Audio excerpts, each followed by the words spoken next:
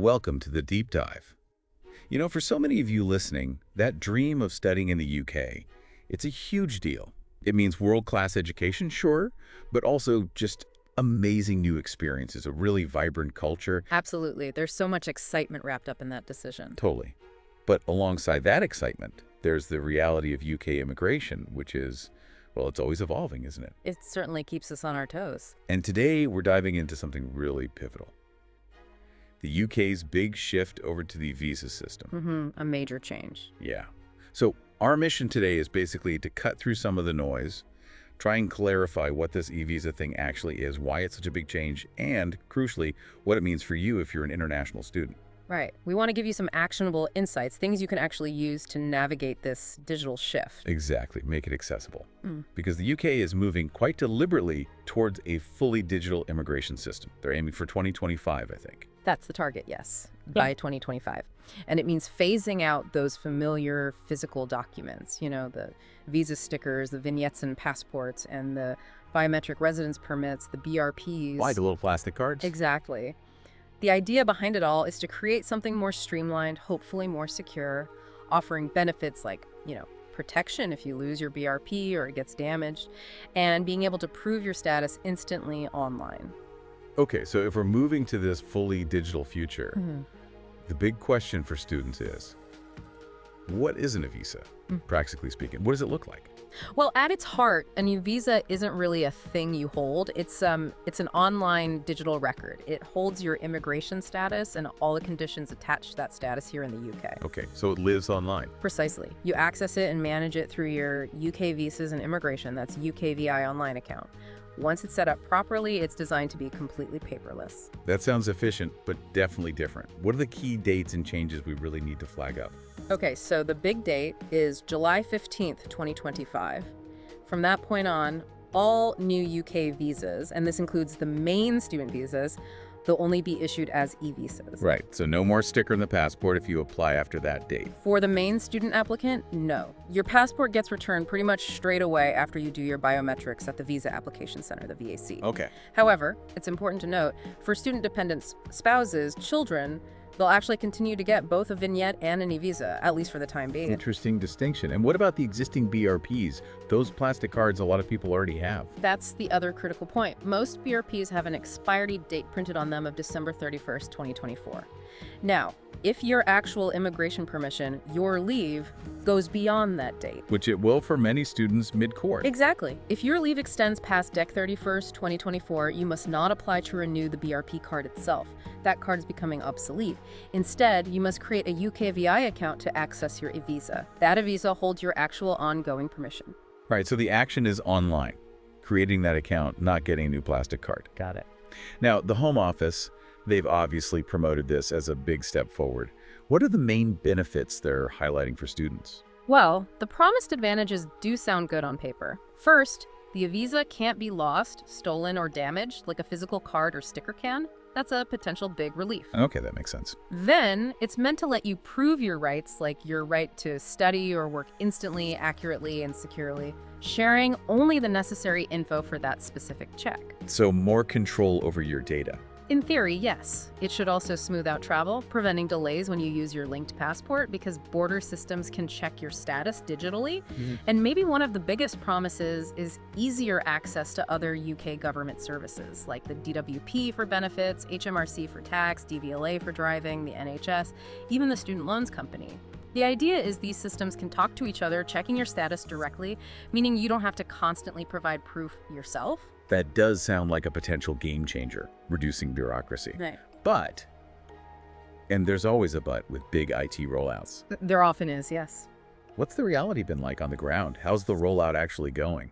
Well, mixed would be putting it mildly. It's been far from smooth for many people. We're seeing this real gap between the promise and the experience. Okay. So yes, some people report getting their visa set up really quickly, maybe hours or a day. But honestly, many others are facing really significant delays. How long are we talking? Well, for applications made from inside the UK, the average wait time being reported is somewhere around 7 to 8 weeks, which is a long time to be in limbo. Wow. Yeah, that's stressful. Right. And are there technical problems too? Oh, yes. Lots of reports of technical glitches, things like the QR codes needed for setup not activating on time, or really critical failures where the eVisa just isn't linking correctly to the person's passport number in the databases. Which is kind of the whole point.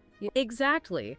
We've also heard about system crashes, even people getting those dreaded 404 not found error messages in links from official UKVI emails. It's causing huge frustration. That sounds like an absolute nightmare, especially if you're trying to travel or prove your status for something important. I've heard some quite worrying stories. Yes, some really distressing ones. There was that case of the Indian student who reportedly wasn't allowed to board his flight. He had the UKVI approval email, everything seemed fine on his end, but the airline staff apparently couldn't verify his visa in their system. So he was just stuck. Seems so. And another, a Filipino family, they're apparently stranded in Barcelona for 48 hours. They were trying to return to the UK, had approved visas, but the UK border systems just didn't recognize them initially. Good grief. That highlights a massive issue, doesn't it? It's not just about the student having the visa, it's about everyone else, airlines, border control being able to see it and trust it. No, precisely. The tech itself is only one part. The whole ecosystem around it needs to work. That means awareness, training, reliable systems for third parties, like airlines. Yeah. And that seems to be where some major gaps are right now.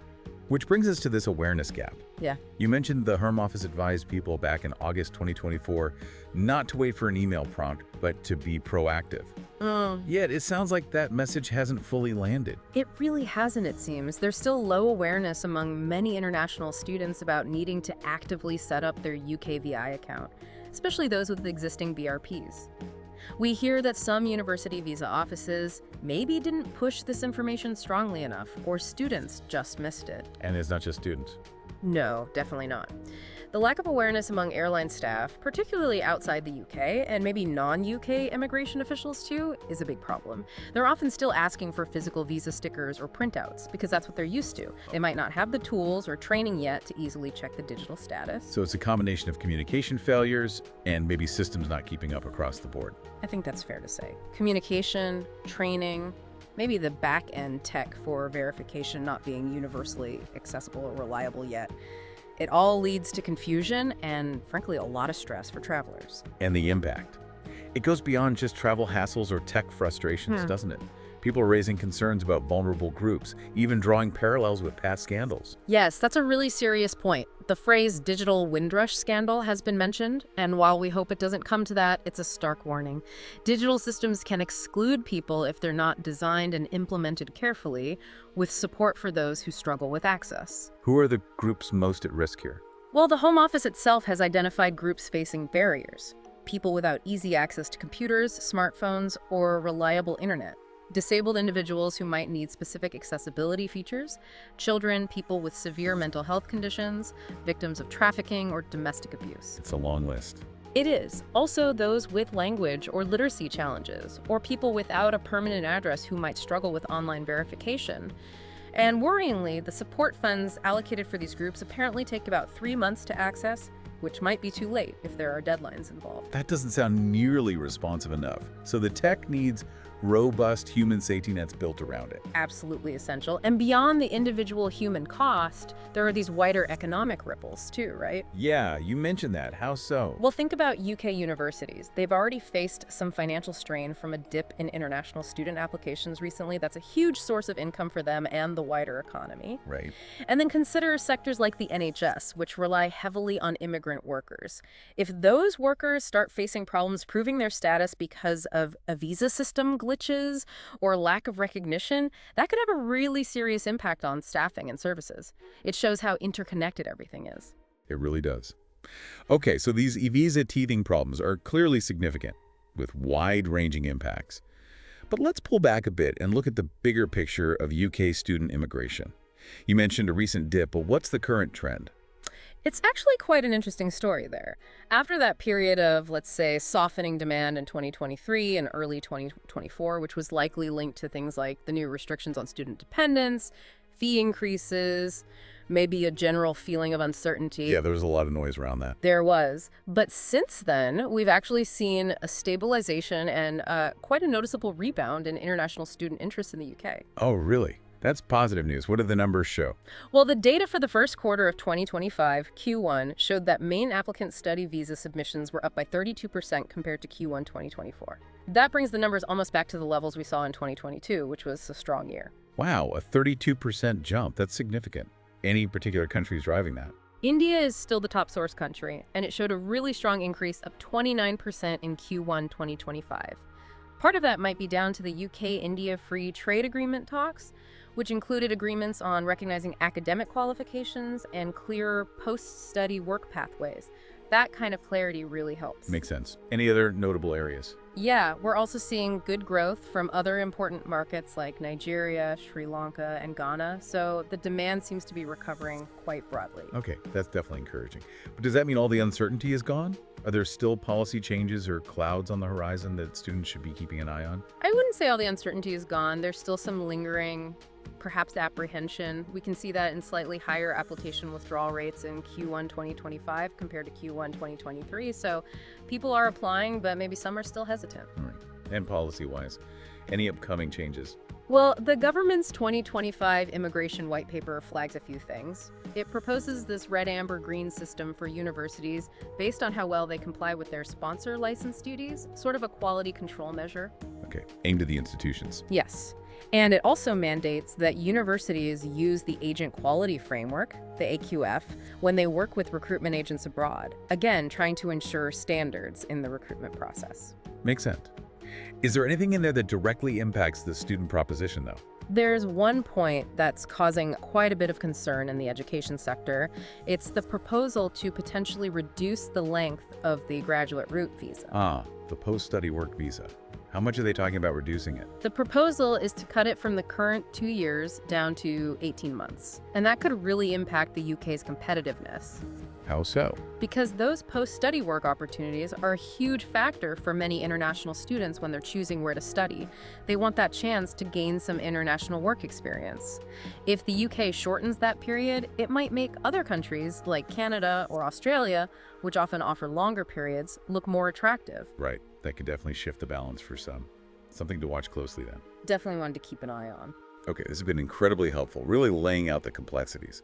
So just to recap, the UK's shift to eVisas is this big modernization push, aiming for more security and efficiency, which sounds good. The potential benefits are clear. But the rollout, well, it's hit some significant bumps.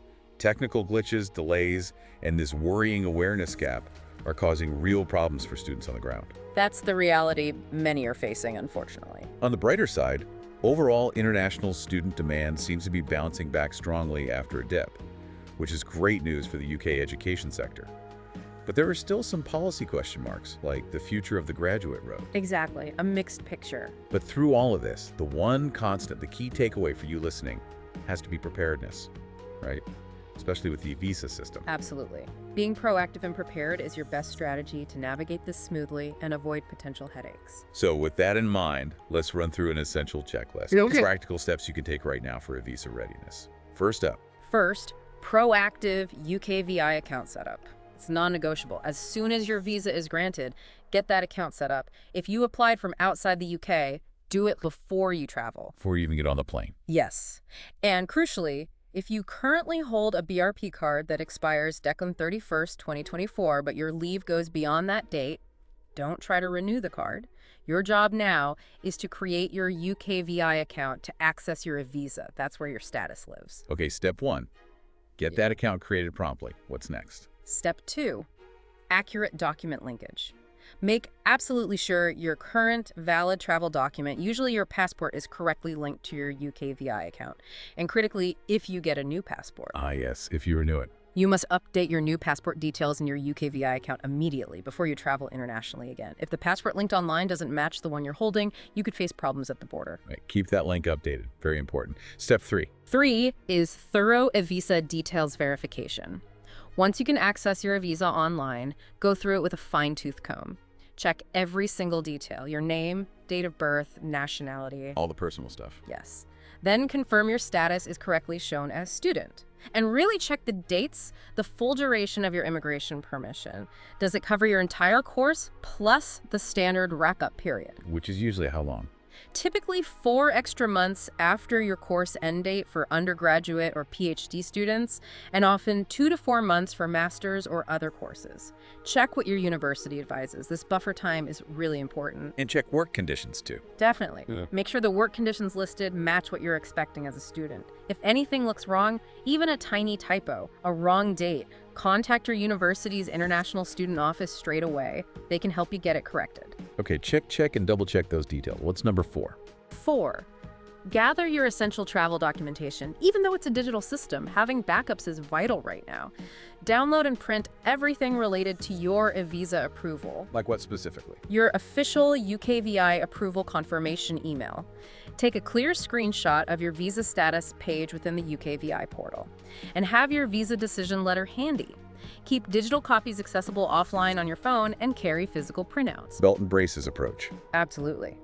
Especially with the current awareness issues, you might need to show something physical to airline staff or border officials, particularly in transit. Good advice.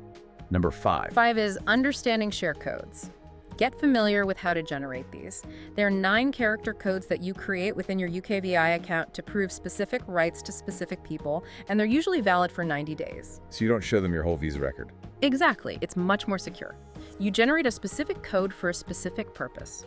For example, a code starting with S for your university or college to prove you're a student, R for a landlord to show your right to rent, WB for an employer to confirm your right to work.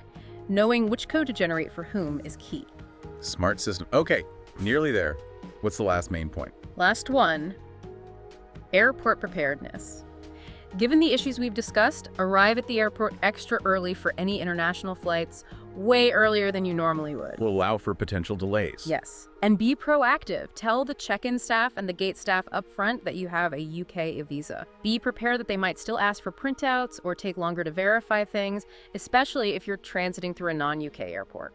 Patience and preparation are crucial here. Excellent practical tips. Yeah. And I guess one final reminder. Just keep everything updated. Your UKVI account needs to reflect any changes to your personal details, your address, or crucially, your identity documents, like a new passport. Stay on top of it. Brilliant. Being informed, being proactive, that really seems to be the core message for navigating this eVisa transition successfully. It truly is. All the best, and we will meet again with another important subject in the next meeting.